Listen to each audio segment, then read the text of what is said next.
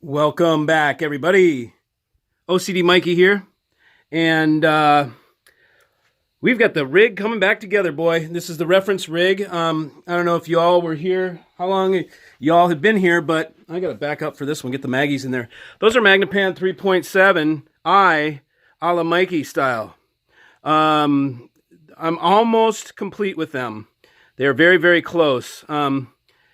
I've doubled them up in thickness. I've got a really much more sturdy stand on them. They are the crossovers have been redone. Basically, everything's been redone.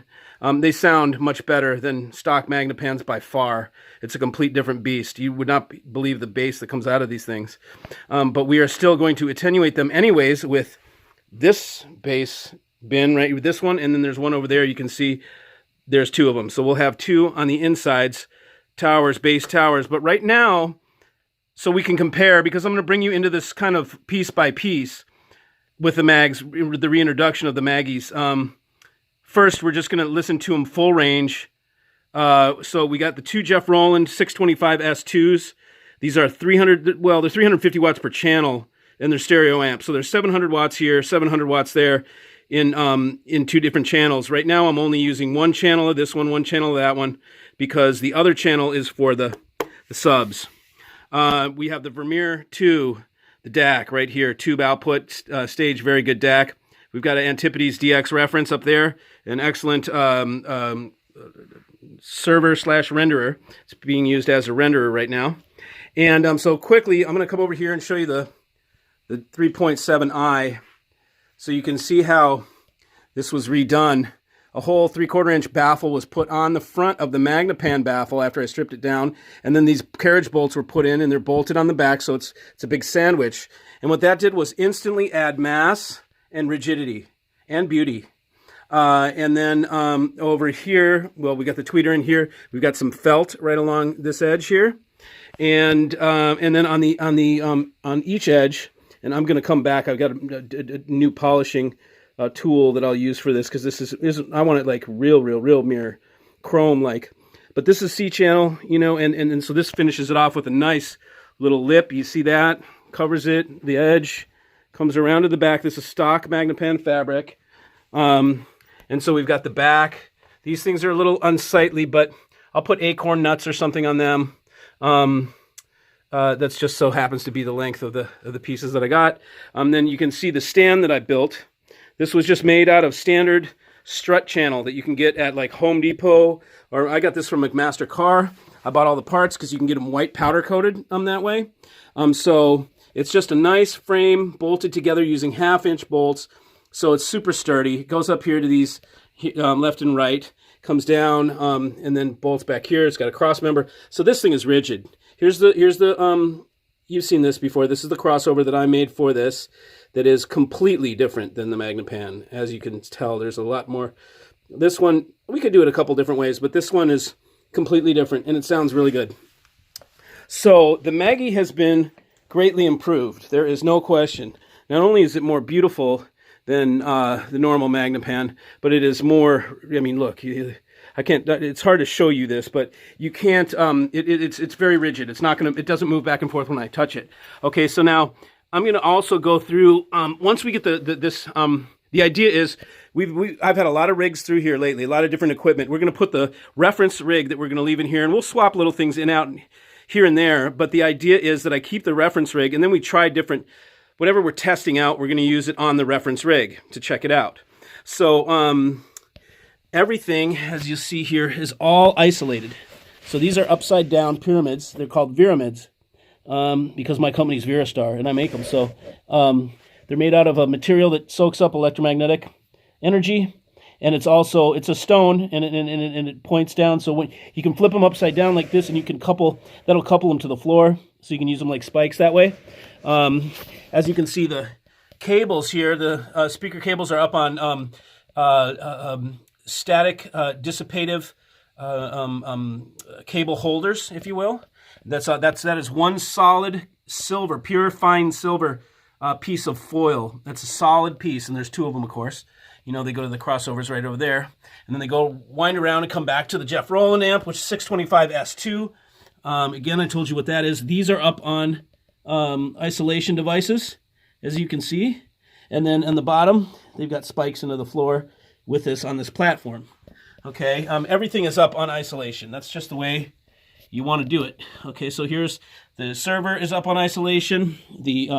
So is the DAC is up on isolation. If we go back here, we can even see this is the USB filter with its own ultralinear power supply for that filter is right below it. And they're both, this one's on Black Diamond Racing cones. This one is on the Lou and his speaker company. I can't remember. I'm drawing a blank right now. Okay, sorry, Lou. And I'll remember it a little bit later. But so those are up on isolation. Everything's isolated up on its cones and spikes and so forth. And then the other one right there, looking phenom. And so I'm going to play a little something real quick, so you can kind of hear. And again, eventually I'll put some high res recordings with this. But for now, I think you hear it pretty well. So let's check this out. This is no subwoofer.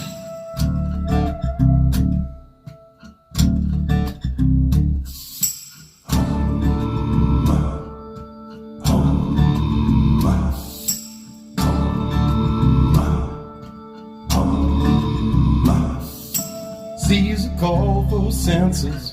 The boss wanna know what's going on. So Joseph and Mary hit the road.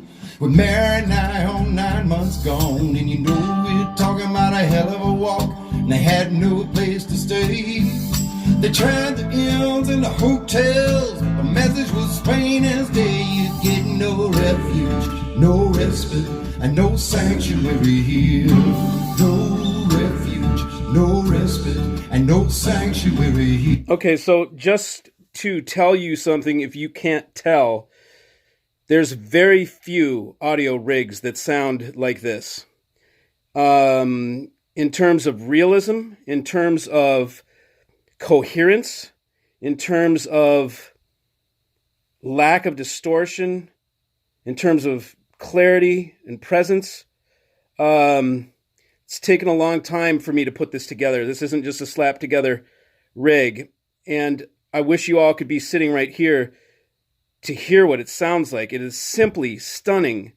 You just don't hear audio rigs like this. There's very, very, very few. Even at the shows, there's only, you're lucky if you walk in a room that has this going on. Because most of the ones that have Magnepans, they're just, I've rarely heard one that has a Magnepan that is the top level room. The Magnepan is a top level speaker, but boy, you have to know its combination and how to bring it there.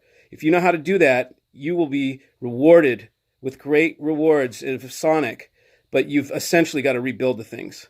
There's other ways to do it and get good gains from them, little kits that will bypass the fuses and stuff, but Maggies are phenomenal speakers, but they are completely bottled up and corked up when you get them.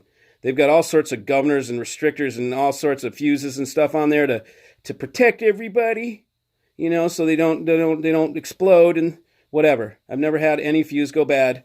But whatever. If you try your Maggie and you get those fuses out of there, you'll just hear something instantly that is a huge difference. So I'll stop. So that was phenomenal. Let's see if I can get another tune up here. Flight of the Cosmic Hippo. This is one that I think Ron from New Record Day was playing on his .7s when he did that review, and he wasn't getting good results. Well, let's see how it sounds here.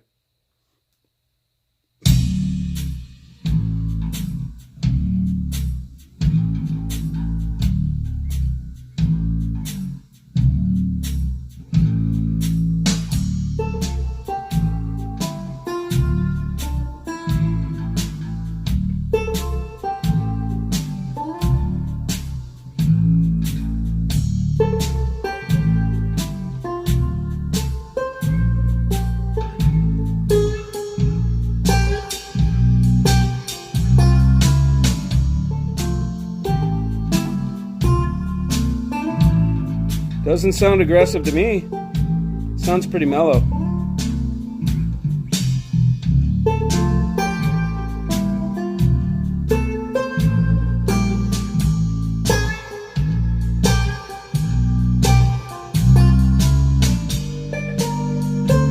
Okay, so I think you get the idea. Let's see if we can... Should we try a pop song? You guys? Let's try a pop song.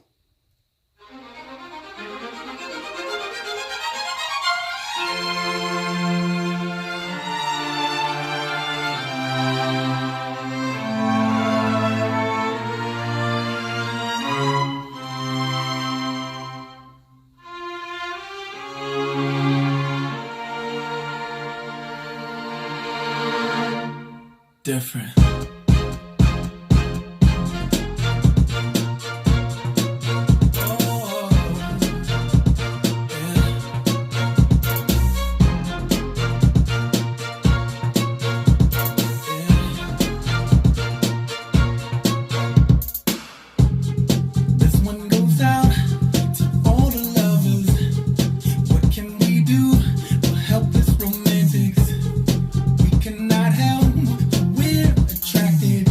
Okay, so nothing does that kind of bass and that kind of clarity on treble together at the same time. Rarely do you get that. They muck with one another, but not with this. Check it out. I'll keep it going. So let's all dance and elevate each other.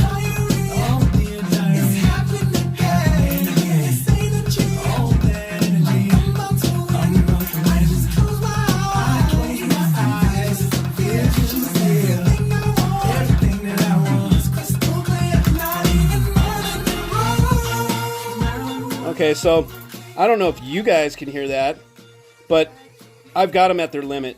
Okay, I can definitely hear they're at their limit right there with that, at least with that song. And so that's when the next step comes into the picture. When you really want to dial these puppies in, I'm going to take the low bass out of these things, okay? Because they're better off not doing it. I'm going to let these big fat pigs do the low bass. That one, and then there's one sitting right over there. So I'm going to have two towers on the inside. I have one there and one there.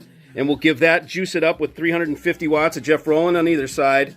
And we'll put like 60 hertz and below, something like that, maybe lower. Because I want to take it out of the Maggies. And what will happen, see right now, if you knew, I don't know, depends how good your ear is. But what was happening right there is that panel was getting a little crowded.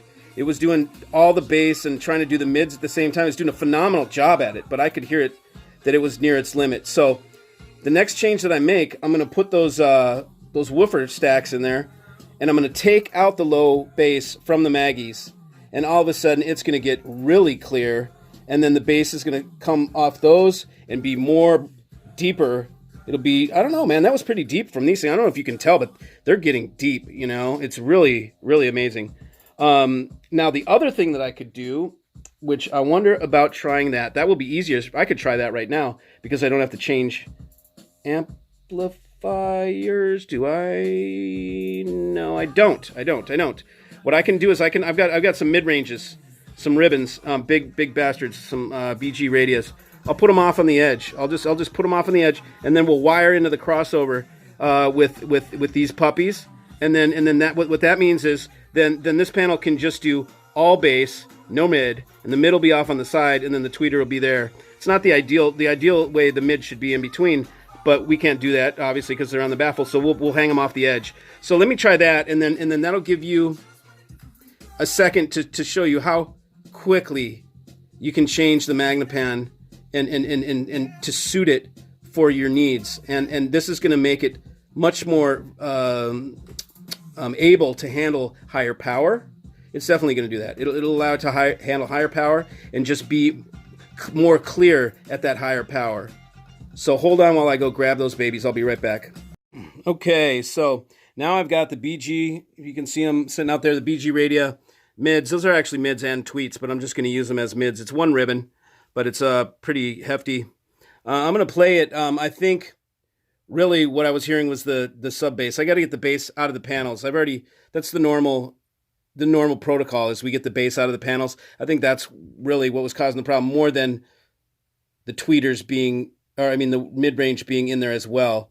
So now if you listen, we're going to listen again and you'll hear that the bass is still really strong. and that could be that's potentially where I think that's where the distortion is coming from that I heard. So removing the tweeter the mid range did not fix it per se. And then these tweeters are really strong. They're probably a little more efficient. So these outside ribbons, these mid range, so they're a little crispy. But let's check it out.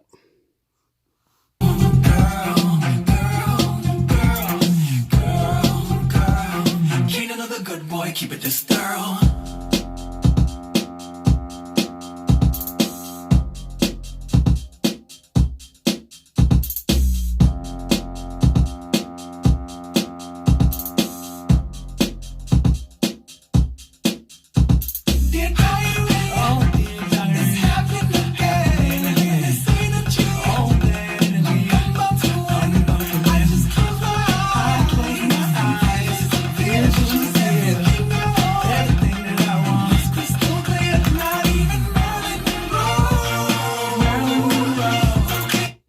Okay, so in this little situation, I think we'd be better. The sound would be better with the bass out of the big panels and the normal mid ranges back in.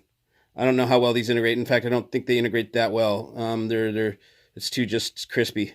So, I mean, and you could probably, there's ways to go in and measure, and we could figure out how to make them more seamless, but right now they're not quite the best match. Just, it would have been luck anyways.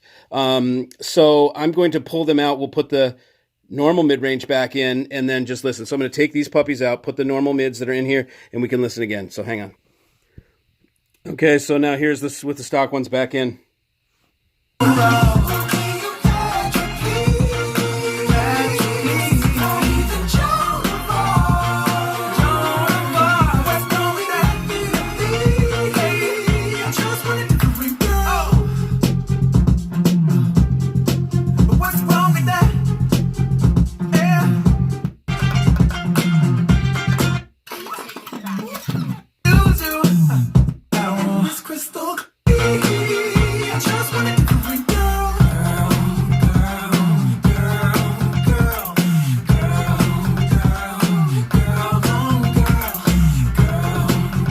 Yeah, so these are smoother. The other ones were more apparent, right? Like they had more etch for sure, but they were just crispy. They weren't right. It didn't sound natural at all. These sound much more natural, the mid ranges, but they're clouded by that bass on that panel. So we are going to pull them out. I'll do that in the next episode. We'll pull them out, and we'll put we'll put the big bass towers in, and then we'll pull the low frequency out of the mags, and then watch how much better they get. When they do low bass, I just think they shouldn't really do low bass, even though they can handle it. I just don't think they should, because they share that panel with the mid range, and I think it mucks it up. You know, it's too much for that panel. The basses. You just can't do big bass out of a little membrane like that. I mean, you can, but I just don't think it sounds good. So, anyways, okay. So, until next time, you'll see me shortly. It'll be tomorrow, and then we'll put the bass bins in. All right, see you.